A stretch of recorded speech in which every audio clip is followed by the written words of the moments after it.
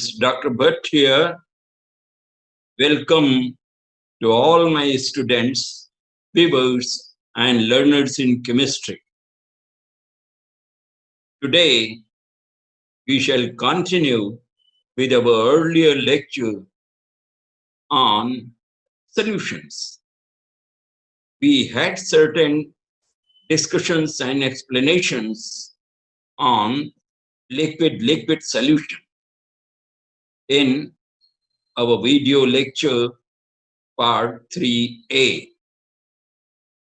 Now we shall continue with part 3B. Let us see what is there for us. What is that we are required to learn? आज के video में प्यारे विद्यार्थियों, हम लोग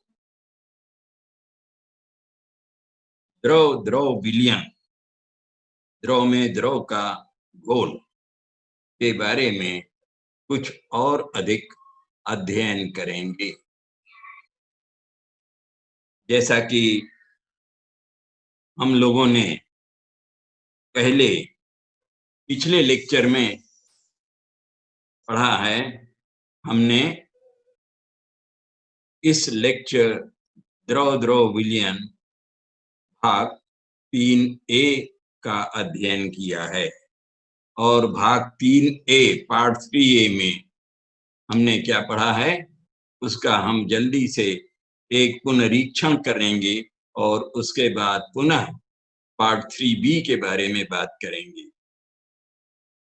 part 3A में हमने इस बात का ध्यान रखा है कि चूंकि ये द्रव विलयन का अध्ययन है, द्रव में द्रव के घोल का अध्ययन है, इसलिए द्रव की अनेक और महत्वपूर्ण विशेषताओं का अध्ययन हमने भाग 3A के लेक्चर में किया है।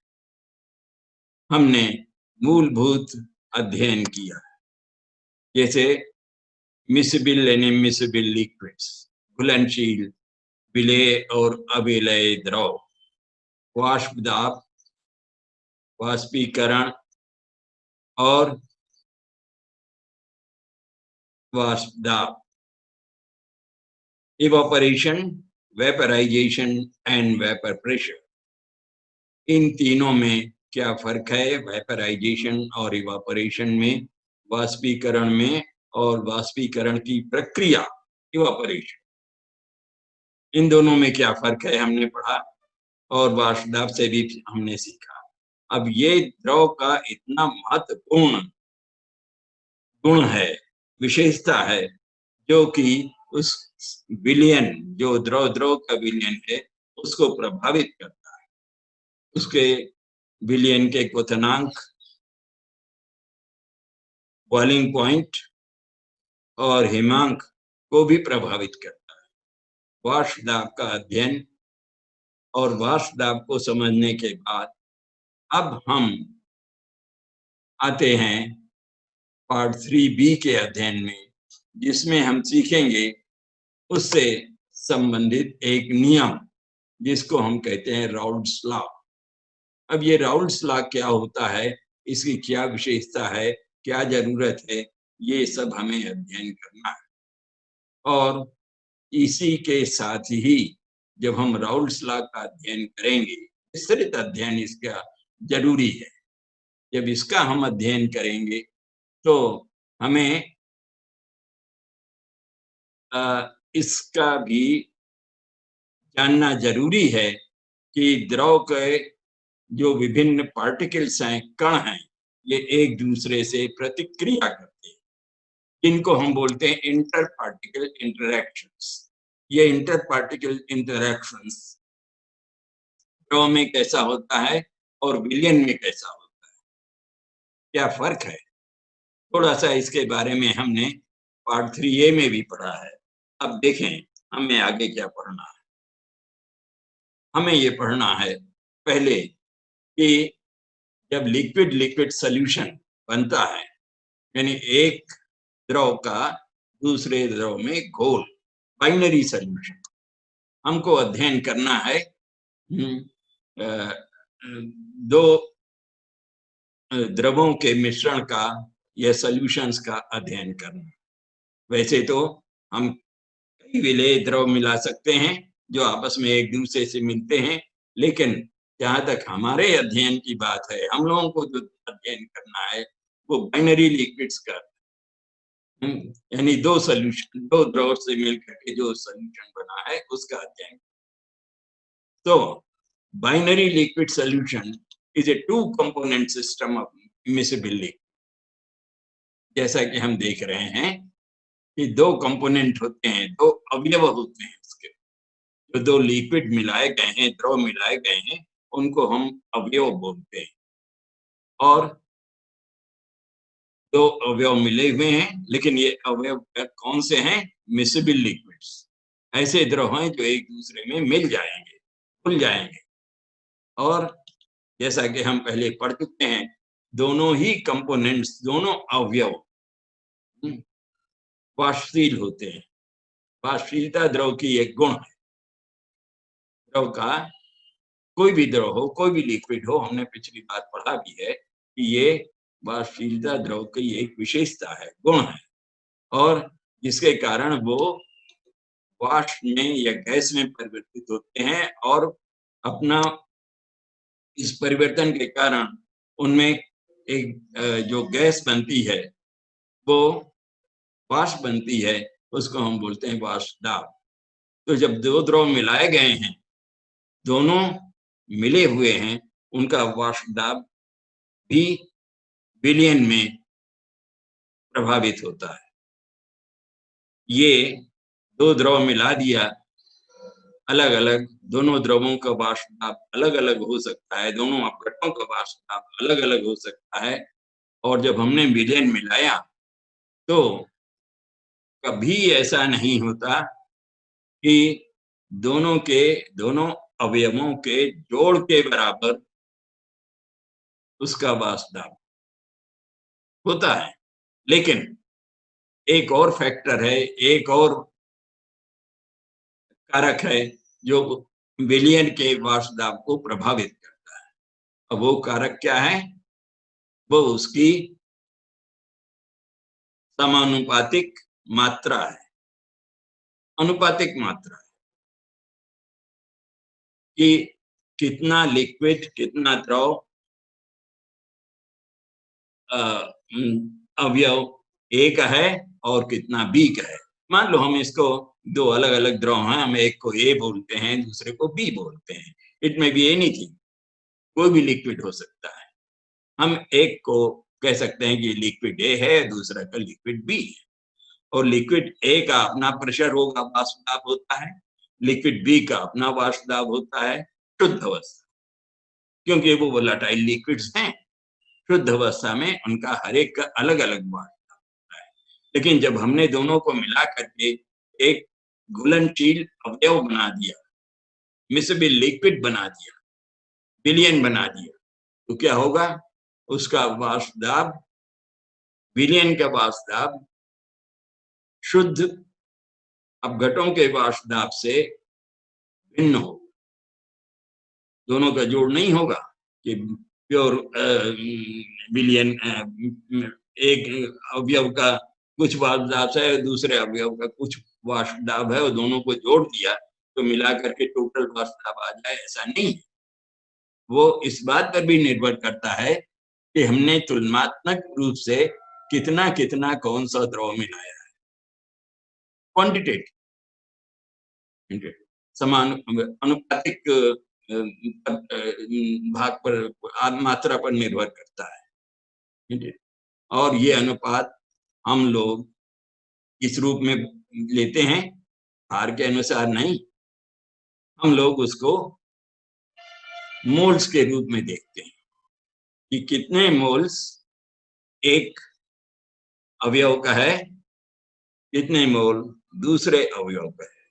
और इतना ही नहीं, टोटल नंबर ऑफ मोल्स, जब दो अवयव के अलग अलग मोल्स मिला दिए गए, तो सॉल्यूशंस के अलग अलग मोल्स मिला दिए गए, तो क्या होगा? कुल मोल्स की संख्या अधिक हो जाएगी। जैसे, और फिर हमको 1 मोल का मोल फ्रैक्शन या मोलांश निकालना पड़ता है। यानी 1 मोल अगर सॉल्यूशन हमने ले लिया तो उसमें कितने मोल अवयव ए के हैं, कितने मोल अवयव बी के हैं, इसको कि हम मोल फ्रैक्शन के द्वारा बताते हैं। तो मोल फ्रैक्शन, मोलांश बहुत ही जरूरी है, जो कि विलयन के वाष्प दाब को प्रभावित करता है। The vapor pressure of a solution is scaled by the mole fraction of different components along with its vapor pressure when in the pure state। शुद्ध अवस्था में हर एक अवयव का जो वाष्प दाब है और विलयन में जो मोल फ्रैक्शन है, मोलांश है, उससे सॉल्यूशन का, घोल का वाष्प दाब प्रभावित होता है। और इसका विस्तृत अध्ययन, प्रायोगिक अध्ययन एक फ्रेंच रसायनज्ञ हुए हैं राउल्स के नाम से, फ्रैंको स्मार्ट लाउ, उन्होंने भी निकाला। और उन्होंने ये एक लॉ बनाया है, नियम स्टेट किया है, बताया है कि, और वो लागू कब होता है? For a solution of volatile liquids. Volatile liquids जो एक दूसरे में विलेय हों और वाष्पशील भी हों। लिक्विड्स तो प्राय वाष्पशील होते हैं, ऑफ कोर्स वाष्पशीलता अलग अलग हो सकती है। तो जो टोटल उसका प्रेशर होता है, पार्शियल वेपर प्रेशर, उसको हम आंशिक वाष्प दाब कहते हैं। विलयन अवयव ए के कारण जो वाष्प दाब है और अवयव बी के कारण जो वाष्प दाब है, विलयन के वाष्प दाब में 2 तरह के वाष्प दाब हैं। एक है अवयव ए के कारण, दूसरा कंपोनेंट बी के कारण। और दोनों का अलग अलग वाष्प दाब जब मिश्रण होता है किसी भी गैस का, तो पार्शियल प्रेशर के द्वारा बताया जाता है। हमने पढ़ा भी है Dalton's law of partial pressure, Dalton का आंशिक दाब का प्रभाव नियम, कि जब गैसों का मिश्रण होगा तो जो प्रेशर एक्सर्ट करता है, जो दाब एक्सर्ट करता है, उसको हम बोलते हैं पार्शियल प्रेशर। अलग अलग कंपोनेंट्स, अलग अलग गैसें जो दाब बताती हैं, निर्धारित करती हैं, उसको हम पार्शियल प्रेशर बोलते हैं, आंशिक दाब बोलते हैं। तो राउल्ट ने एक बहुत अच्छा नियम दिया है, अध्ययन करके दिया है, एक्सपेरिमेंट करके दिया है कि for a solution of volatile liquids the partial vapour pressure of each component in solution is directly proportional to its mole fraction। जो एक कंपोनेंट का जो आंशिक दाब है, वो विलयन में उपस्थित उसके मोल फ्रैक्शन के सीधे समानुपाती होती है। ए direct proportionality is there,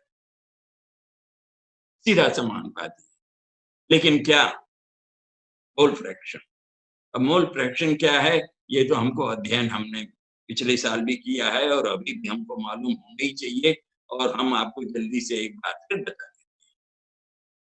mole fraction एक अनुपात है। अनुपात किसका है?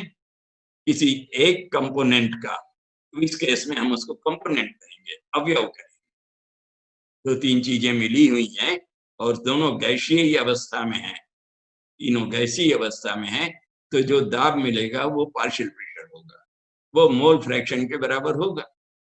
यानी कंपोनेंट ए अगर है तो उसके मोल और विलयन में जितने भी मोल्स हैं ए और बी का मिला करके, दोनों का रेशियो है।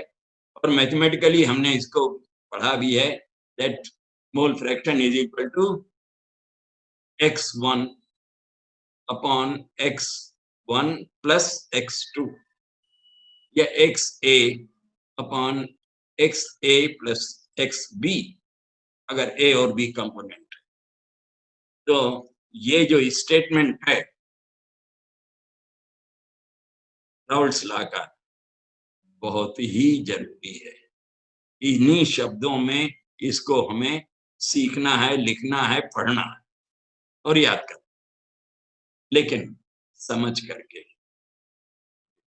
डायरेक्ट प्रोपोर्शनैलिटी इज देयर, और इसमें सवाल भी कई करने हैं। इस प्रकार के क्या सवाल करने हैं, ये तो हम आगे अभी और चर्चा करेंगे। देखिए, अब क्योंकि एक प्रोपोर्शनैलिटी है, समानुपात, अनुपाती है, रिलेशन है, अनुपातिक संबंध है इसका, दाब का और मोल फ्रैक्शन का। तो हम उसको गणितीय प्रकार से, मैथमेटिकली भी हमने उसको लिख सकते हैं। मान लीजिए दो कंपोनेंट मिसेबल लिक्विड्स के हैं, वोलेटाइल, मिसेबल एंड वोलेटाइल, दो कंपोनेंट, और इन कंपोनेंट को हम बोल देते हैं ए और बी। हम एक और दो भी बोल सकते हैं, कंपोनेंट 1, कंपोनेंट 2। बाइनरी सॉल्यूशन की बात कर रहे हैं, दो ही द्रव मिले होना चाहिए, और दोनों दो वोलेटाइल हैं, दोनों का अपना अपना वाष्प है शुद्ध अवस्था में। तो राउल्स के नियम के अनुसार P A, partial pressure of A, small letter P, और देखिए नीचे सबस्क्रिप्ट के रूप में लिखा है A, partial pressure of A, component A, is directly proportional to X A, और इसी प्रकार से P B is equal to X, is proportional to X B. अब ये हमको मालूम है कि गणितीय विधि के अनुसार और डेरिवेशंस वगैरह तमाम हम सब कर चुके हैं।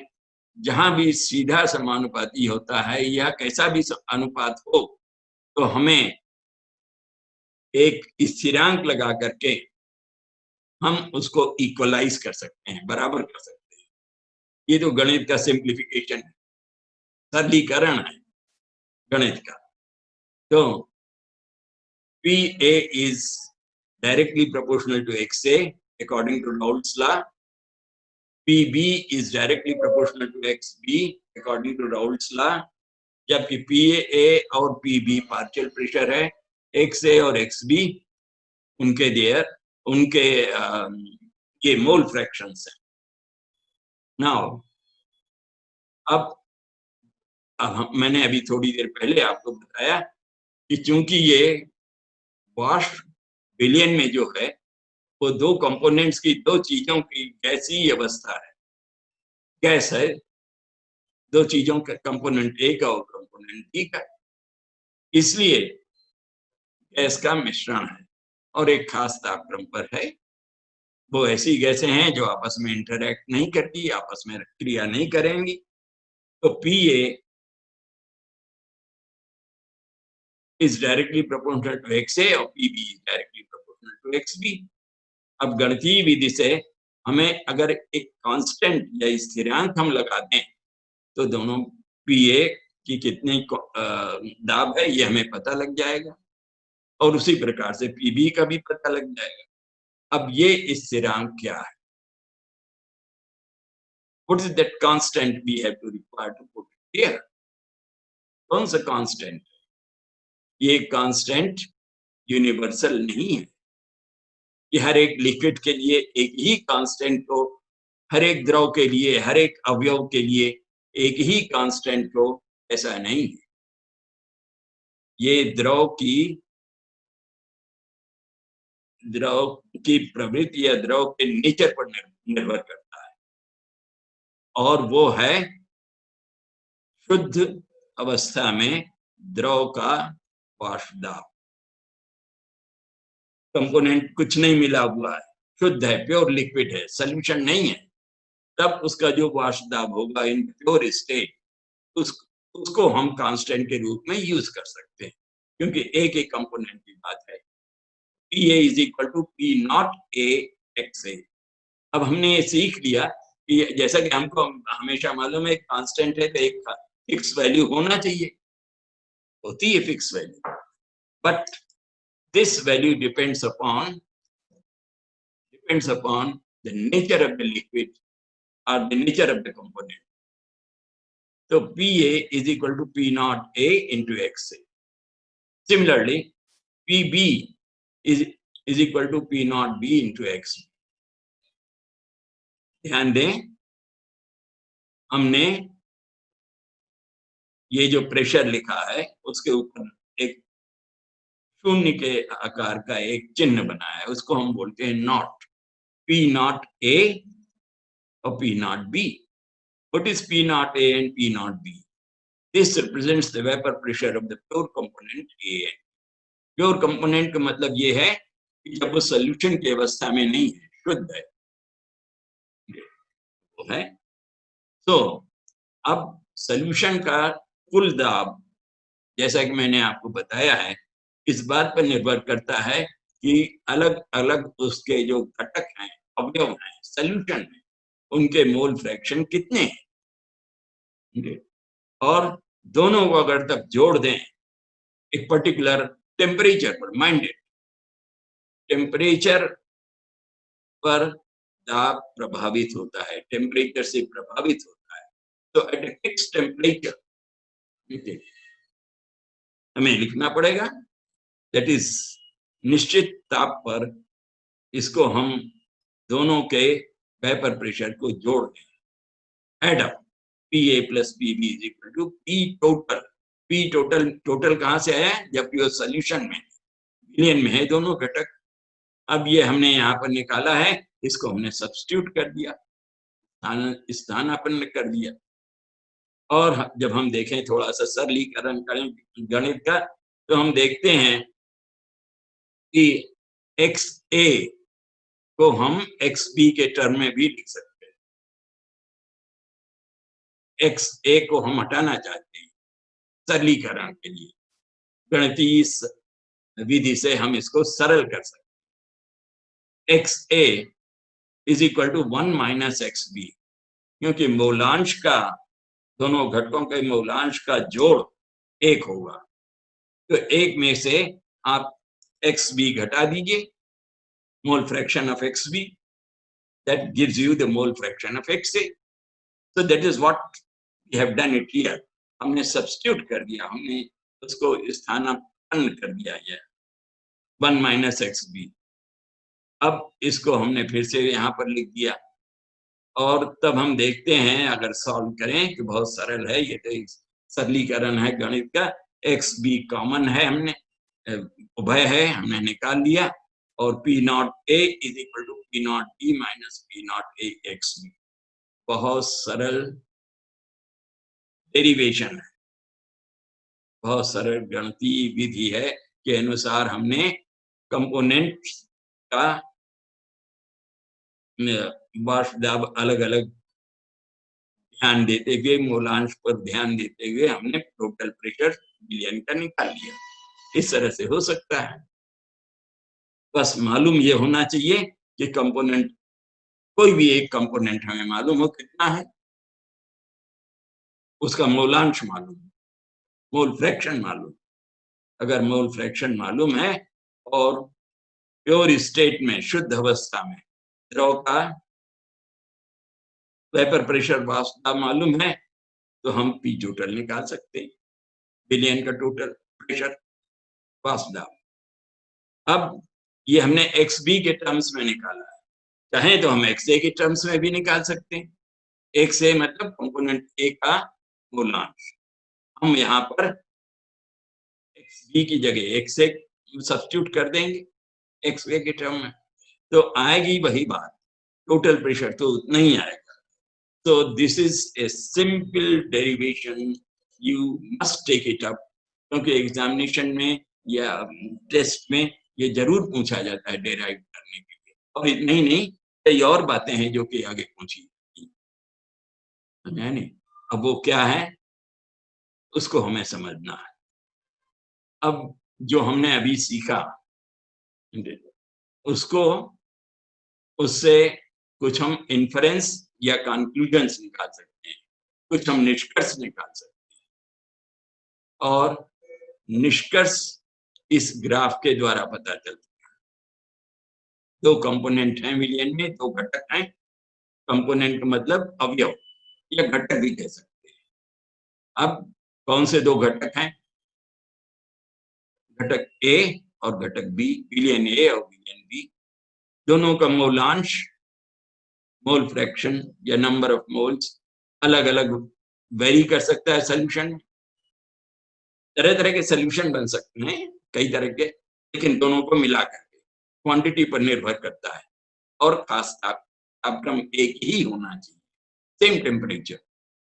तो अब यहाँ पर देखा जाए तो इस विलयन में, जो कि द्रव द्रव का विलयन है और दोनों द्रव की अलग अलग मात्राएं मोल फ्रैक्शन के रूप में मिल सकती हैं, तो इनको हम बोलेंगे ये वेरिएबल्स हैं। ये सॉल्यूशन की में अलग अलग सॉल्यूशन में अलग अलग हो सकते हैं। किसी एक सॉल्यूशन में कुछ क्वांटिटी है मोलांश, तो दूसरे की दूसरी है, दूसरे सॉल्यूशन में भी ये तीसरी अलग अलग हो सकती। So like that, a number of solutions are dilutions are possible. अब इसको हमें ग्राफ में रिप्रेजेंट कर दें, ग्राफ के द्वारा बताएं तो हमें ज्यादा सरल हो जाएगा समझना। इसलिए हम इसको ग्राफिकल रिप्रेजेंटेशन ग्राफ के द्वारा प्रदर्शित करते हैं। Vapour pressure in binary solution, binary solution में लिक्विड लिक्विड माइंडेड सॉल्यूशन तो और भी कई तरह के बनता है, हमने को पढ़ा हुआ है और आगे और पढ़ेंगे। लेकिन लिक्विड लिक्विड सॉल्यूशन अगर बाइनरी है खास तापक्रम पर, तो उसका वेरिएबल, उसके मूलांश अलग अलग हैं और दो वेरिएबल हैं, तो हमें जो प्लॉट करना पड़ेगा, ग्राफ बनाना पड़ेगा, वो इस प्रकार से बनाना पड़ेगा कि दोनों वेरिएबल्स का हमें खास चित्रण हो जाए एक ही ग्राफ में। हमने एक एक्सिस ए के लिए निर्धारित किया और एक्स एक्सिस वही बी के लिए निर्धारित। दूसरा, एक सिरे पर एक्स बी हमने लिखा और एक सिरे पर एक्स ए लिखा। एक्स ए के लिए अब आप इस ग्राफ में देखिए, जीरो की तरफ राइट हैंड साइड पर हमने जीरो मान लिया और x be left hand side में जीरो है। अब जैसे जैसे हम इधर बढ़ेंगे राइट हैंड साइड को, तो एक्स ए बढ़ता चला जाएगा और बाद में फाइनली 1 हो जाएगा। एक से ज्यादा नहीं होगा। क्यों नहीं होगा? साफ कारण है कि मूलांश एक में दिया जाता है। एक में कितना mole fraction? It is out of 1। The number of moles of one component divided by the total number of moles of present in the mixture solution, वो है। तो इस तरह से ग्राफ हमने बी का और ए का बनाया, और जब एक्स ए 1 है मतलब बी बराबर 0 होगा। बी होगा ही नहीं उसमें, तभी तो एक्स ए 1 होगा। और तब क्या होगा? It will be a pure cell, pure liquid, we won't call it as solution. ये शुद्ध द्रव होगा, और शुद्ध द्रव जब एक्स ए 1 है, मोल फ्रैक्शन खाली ये सब एक्स ए है, एक घटक है, तो इसका शुद्ध अवस्था में वाष्पदाब PA0 हो गया, जो हमने PA0 वहां यूज किया है गणित कैलकुलेशंस में या डेरिवेशंस। और उसी प्रकार से यहाँ XB हो गया, XB1 हो गया। तो PB और PA जो कि y एक्सिस में मिल रहे हैं, x से 1 होने पर वो द्रव का, शुद्ध द्रव का वाष्पदाब बताते हैं, प्योर लिक्विड का वाष्पदाब PA और PB यहाँ से y एक्सिस से पता लग जाता है। और since there is a linear relation, direct proportionality है, इसलिए एक स्ट्रेट लाइन मिलती हमको। 0 से अगर हम जोड़ दें तो 1 से लेकर के 0 तक ये वाष्पदाब कंपोनेंट ए का परिवर्तित होगा, और 1 से लेके 0 तक बी का भी परिवर्तित होगा। ये ग्रीन लाइन, हरी लाइन के द्वारा हमने यहाँ पर दर्शाया है, ठीक है। और जब हम यहाँ दोनों को जोड़ देंगे, प्योर लिक्विड्स के प्रेशर को, वाष्प दाब, PA and P nought A and P nought B दोनों को मिला दें तो वो भी एक सरल रेखा मिलेगी, स्ट्रेट लाइन। और in terms of their vapor pressure we can find out PA and PB, दोनों को जोड़ दीजिए। तो ये ग्राफ हमको, हमारे लिए तो बहुत उपयोगी है कि हम वेरिएशन देख सकते हैं, बदलाव देख सकते हैं कि जैसे जैसे विलयन में, सॉल्यूशन में कंपोनेंट ए बढ़ता है या घटता है तो किस प्रकार से वाष्प दाब में परिवर्तन आता है, पीए और पीबी में परिवर्तन आता है। ये परिवर्तन हम यहाँ स्टडी कर सकते हैं। मान लीजिए एक पॉइंट कहीं पर भी हम ले लें तो यहाँ पर पीबी पता लग जाएगा, मोल फ्रैक्शन, एक्स से एक्स बी कितना है ये पता लग जाएगा, और प्रेशर कितना होगा वाई एक्सेस से पता लग जाएगा। Suppose there is some value here, XA and XB, क्योंकि ये तो बीच में हमने कहीं दिया है, 1 तो होगा नहीं, 0 भी नहीं होगा। Some number of mole fractions should be there for XA and XB, and vertically जहां पर भी ये पॉइंट क्रॉस करेगा वाई एक्सिस में A का P नॉट प्रेशर मिल जाएगा और B का भी मिल जाएगा। तो इस तरह से A और B का अलग अलग प्रेशर हम निकाल सकते हैं, और दोनों को जब हमने जोड़ दिया तो वो यहाँ पर टोटल प्रेशर आ जाएगा। अब आप देखिए यहाँ पर ये जैसे जैसे XA का मोल फ्रैक्शन घटता जा रहा है तो वाष्प दाब बढ़ता जा रहा है। कंपोनेंट ए को अगर हम देखें तो यहाँ पर 1 है और धीरे धीरे करके कम होता जा रहा है। तो जैसे जैसे ये कम हो रहा है वैसे वैसे क्या हो रहा है, ये घटता जा रहा है। और इसी तरह से ये है, एक्स बी 0 है और जैसे जैसे एक्स बी की मात्रा बढ़ती चली जा रही तो ये बढ़ता चला जा रहा है, और यहाँ पर ये टोटल प्रेशर मिलेगा। So the study of this graph is very important. तो ठीक प्रकार से हमको समझना है। It's a plot of P and P B against their mole fraction XA and XB respectively for a solution. Partial vapor pressure of two components are represented by green straight line. जब हम pressure कहें यहाँ पर विलियन का तो ध्यान रहे ये विलियन में वाष्प दाब है गैस का, जो वाष्प बनती है सॉल्यूशन में उसका दाब है, उसको हम बोलते हैं पार्शियल प्रेशर, आंशिक दाब।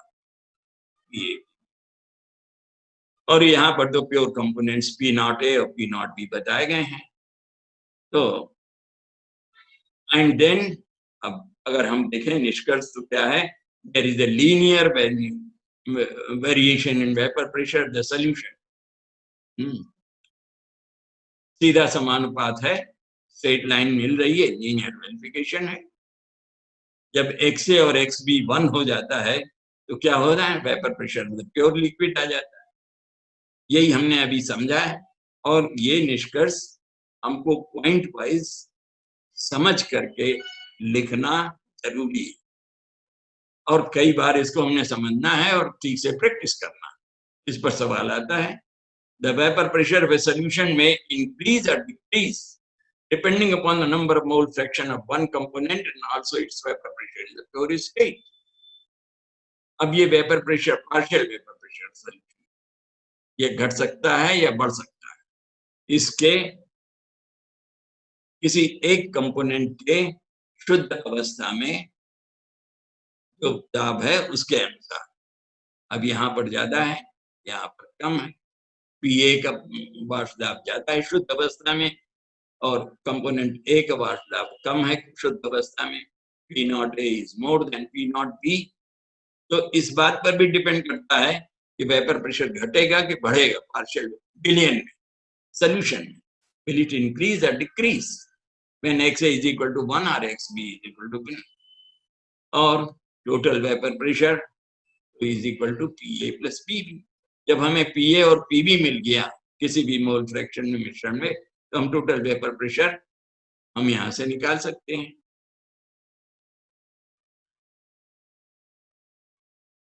तो यही है, the total vapor pressure of any composition of a liquid can be expressed in terms of vapor pressure of each component.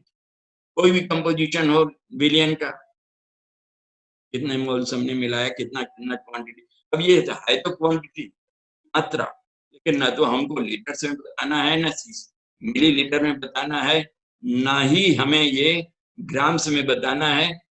We find mole fraction to be more convenient. It has to be expressed in terms of moles. अगर मान लीजिए आपके question में millilitre करके है, तो आप उसको मोल्स में भी बदलना जानते हैं और उसको बदल सकते हैं, और उससे हम मोल फ्रैक्शन भी निकाल सकते हैं। अब ये तो एक अलग टॉपिक है जिसका अध्ययन हम लोगों ने पहले ही कर लिया है, और हम समझते हैं कि अब निकालना कोई बहुत मुश्किल नहीं। नेक्स्ट, अब इतना ही नहीं, जब विलियन हम की बात करते हैं तो क्या होता है, जो वेपर बनती है जिसका कि हम दाब देख रहे हैं, तो क्या है, दोनों घटकों या अवयवों ए और बी के मोल फ्रैक्शन जो कि गैस में होंगे, वॉश में होंगे, उस पर डिपेंड करेगा।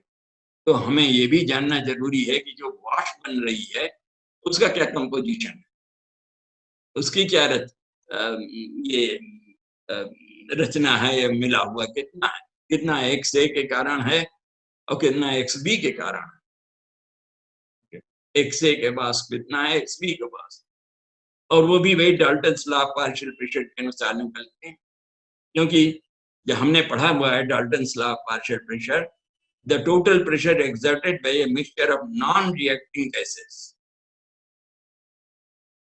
कई गैसें मिली हुई हैं जो कि रिएक्ट नहीं करेंगी, क्रिया नहीं करती और एक खास तापक्रम पर हैं, तो उनका टोटल प्रेशर कितना होता है, it will be equal to the sum of the partial pressure,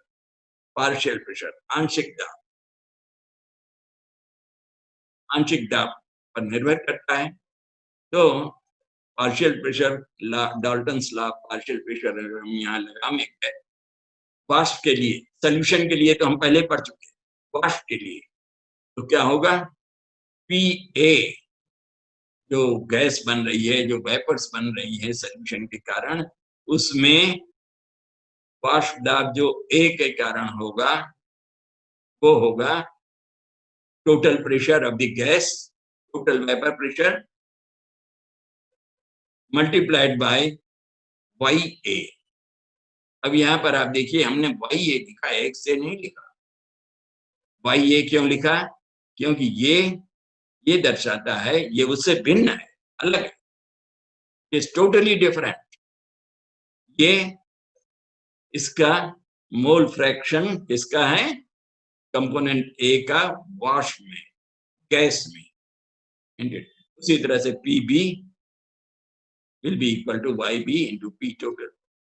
तो ये भी समझना बहुत जरूरी है, बहुत ही जरूरी है, क्योंकि कभी कभी सवाल ऐसा आता है, क्वेश्चंस ऐसे आते हैं, क्विज़ेस आते हैं कि वो उसमें हमें अलग अलग तरह के हमें सॉल्व करना पड़ता है, प्रश्न अलग टाइप का होता है। इसमें हमने जो ध्यान से अध्ययन करना है कि वेपर्स की कंपोजिशन पूछ रहा है या सॉल्यूशन के मोल फ्रैक्शन दिया है और वास्तव पूछ रहा है, तो you have to take care. अब इसके बाद अंत में आज हमें ये जानना जरूर, और ये हमने पिछली बार भी बताया था पहले के लेक्चर में, कि ये जानना है इंटरपार्टिकुलर मॉलिक्यूलर इंटरेक्शंस इन सॉल्यूशंस। द्रव में जो मॉलिक्यूल्स होते हैं, अणु होते हैं, उनको हम कण भी बोलेंगे यहाँ पर। तो उन कणों में आपस में आकर्षण होता है, attraction. There are attractive forces and also repulsive forces. प्रतिकर्षण भी होगा, आकर्षण भी होगा। तो अट्रैक्शन एंड रिपल्शन दोनों होता है। और शुद्ध अवस्था में जब द्रव रहता है तो द्रव की एक विशेषता होती है कि उनमें इंटर पार्टिकल डिस्टेंस, कणों के बीच में, द्रव के कणों के बीच में या मॉलिक्यूल्स के बीच में स्थान अधिक होता है। सॉलिड से ज्यादा है, ठोस से ज्यादा है, लेकिन गैस से कम। और उसी के अनुसार अट्रैक्टिव फोर्सेस ये ज्यादा क्यों हो गए कि जो आकर्षण की गति है वो कम हो गई, आकर्षण का जो बल है वो कम हो गया, इसलिए इंटर पार्टिकल डिस्टेंस ज्यादा हो जाता है। अब ये इसको शुद्ध अवस्था में जब द्रव है तो जो इंटरेक्शन है वो एक समान होता है। मान लीजिए कोई लिक्विड ए है और दूसरा लिक्विड बी है। हम नाम नहीं लेंगे यहाँ पर लिक्विड का, क्योंकि हर एक लिक्विड के लिए लागू है। हम एस्यूम कर लेते हैं, मान लेते हैं कि कोई लिक्विड ए है और दूसरा लिक्विड बी है, तो उनके कणों को हम कहेंगे ए का कण और बी का कण, और दोनों में जो प्रतिक्रिया होगी, इंटरेक्शन होगा due to attractive and repulsive forces, उसको हम बोलेंगे ए इंटरेक्शन। और अगर अवयव बी है तो उसको बी इंटरेक्शन करेंगे। ये जब तक की शुद्ध अवस्था। लेकिन जब हमने दोनों को मिला दिया और एक विलयन बन गया मिसबिल लिक्विड्स में, तब क्या होगा? तब स्थिति थोड़ा सा अलग हो जाएगी। ए और ए बी और बी इंटरेक्शन तो होगा, दोनों के आपस में जो इंटरेक्शंस हैं वो तो होगा ही होगा, लेकिन साथ ही चूंकि दोनों मिले हुए हैं, इसलिए ए और बी के मॉलिक्यूल्स में भी प्रतिक्रिया होगी जो उनके आकर्षण और प्रतिकर्षण पर निर्भर करती है। दैट विल बी टर्म, उसको हम बोलेंगे ए बी इंटरेक्शंस। ध्यान दीजिए, इसको समझना बहुत ही जरूरी है, क्योंकि आप अगले लेक्चर में हम शायद कुछ इसकी बात करेंगे और इसी को लेकर के हम कॉलिगेटिव प्रॉपर्टीज पढ़ेंगे, डेविएशंस पढ़ेंगे। इसलिए ये जरूरी है कि जब विलयन में है तो विलयन चीजों का मिला हुआ सम्मिश्रण है, विलयन है, तो ए बी इंटरेक्शंस के अलावा एक नया प्रतिक्रिया होती है, इसको हम ए बी इंटरेक्शन कहते हैं। दोनों के कणों के बीच में भी होता है। अब यदि ए और बी इंटरेक्शन, जो कि उनके खुद के व्यक्तिगत इंटरेक्शन है, आपस में इंटरेक्शन है, वो ए बी इंटरेक्शन के समान है, मिलता जुलता है, एक जैसा है, तो घोल बहुत अच्छा बनता है, सॉल्यूशन बहुत अच्छा बनता है। And such a solution due to their molecular interaction, types of molecular interaction, 3 तरह के मॉलिक्यूलर इंटरेक्शन हो गए, देखिए ए बी ए बी, और ये तीनों तरह के अगर इंटरेक्शन एक से, तो विलयन बहुत अच्छा बनता है।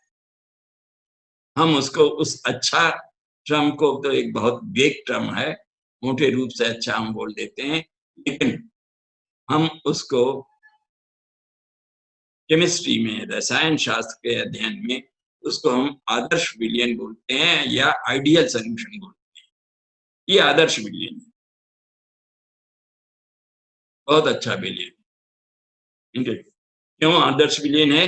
कि ये हर कंसेंट्रेशन पर, हर डाइल्यूशन पर राउल्ट्स लॉ को फॉलो करता है, राउल्ट्स लॉ के नियम को फॉलो करता है।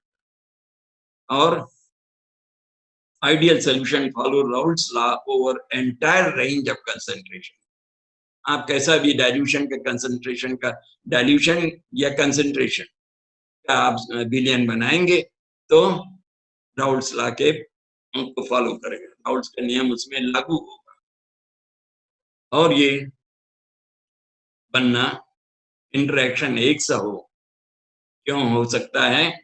ये इंटरेक्शन जब ही होगा जब ए और बी का स्ट्रक्चर, संरचना, रासायनिक संरचना, उनके कणों का साइज, माप और आकार मिलता जुलता हो या बिल्कुल एक सा, that will give an ideal. लेकिन कुछ ही सॉल्यूशन है जो राउल्ट्स आइडियल सॉल्यूशन की तरह काम करते हैं और या आइडियल सॉल्यूशन बनाते हैं, कुछ ही द्रव, बाकी में थोड़ा सा फर्क होगा। राउल्ट्स लॉ को फॉलो नहीं करते या थोड़ा सा उससे अलग होते हैं, भिन्न बताते हैं और उसको हम बोलते हैं deviation from Raoult's law. Raoult's law से विचलन इतना अलग है, इसको हम नापते हैं और जो आइडियल सॉल्यूशन है उनके स्ट्रक्चर करीब करीब एक से होंगे, उनकी पोलैरिटी, डाइपोल मोमेंट वगैरह सब एक सा। पोलैरिटी क्या है और डाइपोल मोमेंट क्या है, ये सब पूरा हमने अध्ययन कर चुके हैं और हमने किया हुआ। पोलैरिटी को डाइपोल मोमेंट से ही नापते हैं। Benzene, टॉलिन, chlorobenzene, bromobenzene, carbon tetrachloride, silicon tetrachloride etcetera, और इस तरह से और भी कुछ है क्योंकि हम आगे बात करेंगे। ये सब आइडियल सॉल्यूशंस बनाते हैं। लेकिन जैसा कि मैंने आपको अभी थोड़ी देर पहले बताया, most of the solutions differ और डेविएट फ्रॉम आइडियल। आदर्श विलयन से, आदर्श स्थिति से थोड़ा थोड़ा फर्क होता है और वो राउल्ट्स लॉ को फॉलो, राउल्ट्स लॉ का पूरा उसमें पालन नहीं होता और उनको इस प्रकार के सॉल्यूशन को हम आइडियल। तो दैट्स द एंड टुडे। इतना आपको ठीक से समझ करके पढ़ना है, करना है और कॉन्सेप्ट्स पहले आप अध्ययन करिए। वेपर प्रेशर में कोई कंफ्यूजन न रहे, कोई भ्रम न रहे। ठीक प्रकार से वेपर प्रेशर के बारे में आप जानकारी रखिए और तब उसके बाद, क्योंकि वेपर प्रेशर ही है जो द्रव के दूसरे गुण को भी प्रभावित करता है और वो कौन से गुण हैं? बॉइलिंग पॉइंट, फ्रीजिंग पॉइंट, क्वथनांक एक्सेट्रा। तो ये सब चीजें जो हैं बहुत गंभीरता पूर्वक हमको आगे पढ़ना है। लेकिन जो बेसिक्स हैं, कॉन्सेप्ट्स हैं, उसको अच्छी तरह से पहले समझ लीजिए और तब आगे बढ़िए। जो हमने डेरिवेशन किया है, जो ग्राफ का रिप्रेजेंटेशन है, ग्राफ को बनाना सीख लीजिए। कभी कभी आपके क्वेश्चन में आ जाता है, ग्राफ बना के दे देते हैं और उसी पर कुछ क्वेश्चन पूछते हैं, ऑब्जेक्टिव टाइप हो या कैसा भी हो। So you are required to solve it. लेकिन उसके लिए किसी प्रकार का शॉर्टकट पर भरोसा न करें।